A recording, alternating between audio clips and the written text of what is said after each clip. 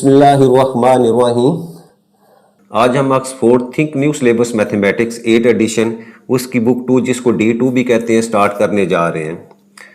आज का लेक्चर शुरू करने से पहले आपसे गुजारिश है कि इस वीडियो को लाइक करें और मेरे चैनल को सब्सक्राइब करें ताकि हर आने वाला लेक्चर आप तक पहुंच सके।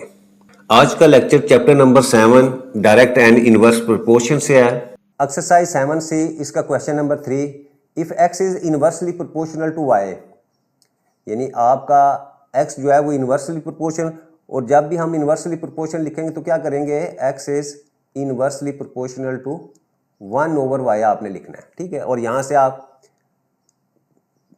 इक्वल का साइन लगाएंगे तो आपके पास कांस्टेंट ऑफ प्रोपोर्शनैलिटी हम लिखेंगे ओवर y, और यहाँ से हमारे पास जो है क्रॉस मल्टीप्लाई करेंगे तो x y that will be equal to k, ठीक है। हर क्वेश्चन में जब हम करेंगे तो हमारे पास जो है ना इस तरह जो है वो एक्स वाई इक्वल टू के आ जाएगा।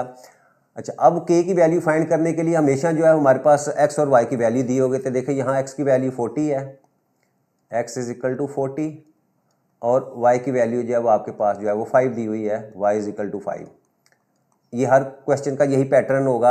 अब ये दोनों वैल्यू जो है यहाँ हम पुट करेंगे और के की वैल्यू जो कांस्टेंट ऑफ प्रोपोर्शनैलिटी जो है उसको हम फाइंड करेंगे, तो ये आपके पास 40 multiply by 5 that will be equal to k. तो यहाँ से के की वैल्यू हमारे पास आ गई जी 200। अच्छा, अब हर क्वेश्चन के अंदर आपने ये के की वैल्यू क्या करना है, इस इक्वेशन के अंदर पुट करेंगे, तो मेरे पास यहाँ से एक इक्वेशन आ जाएगी जी, x is equal to 200 divided by y.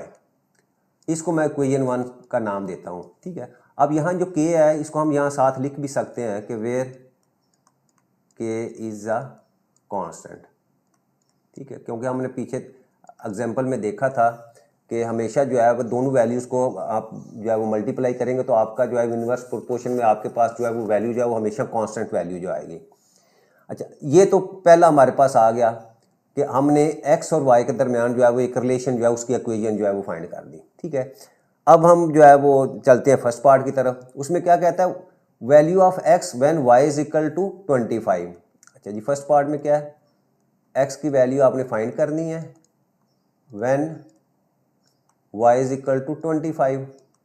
तो इसको पुट कर दो, पुट इन 1, तो हमारे पास क्या आ जाएगी, x is equal to 200 divided by y की वैल्यू 25 पुट करें, तो इसको हम डिवाइड करेंगे तो हमारे पास जो है 25 वन द 28 जो है वो 200, तो यहाँ से x की वैल्यू जो है हमारे पास जो है वो 8 आ जाती है। ये फर्स्ट पार्ट था। अच्छा, सेकंड पार्ट में वो क्या है, an equation connecting x and y। तो आपके पास ये इक्वेशन जो है वो हमने पहले फाइंड की हुई है, तो उसका आंसर यहाँ दोबारा हम लिख देते हैं, x is equal to 200 divided by y. तो ये इक्वेशन है जो x और y के दरमियान जो रिलेशन जो है उसको जो है वो शो कर रही है। थर्ड पार्ट हमारे पास, find the value of y की वैल्यू आपने फाइंड करनी है when x is equal to 400। Again इस वैल्यूज़ को हम पुट करते हैं 1 के अंदर, तो यहाँ हमारे पास आ जाएगा जी 400 that is equal to 200 divided by y। Cross multiply किया तो हमारे पास आ जाएगा जी 400 y इज इक्वल टू 200, और यहाँ से हमारे पास y की वैल्यू आ जाएगी जी y is equal to 200 divided by 400, ठीक है।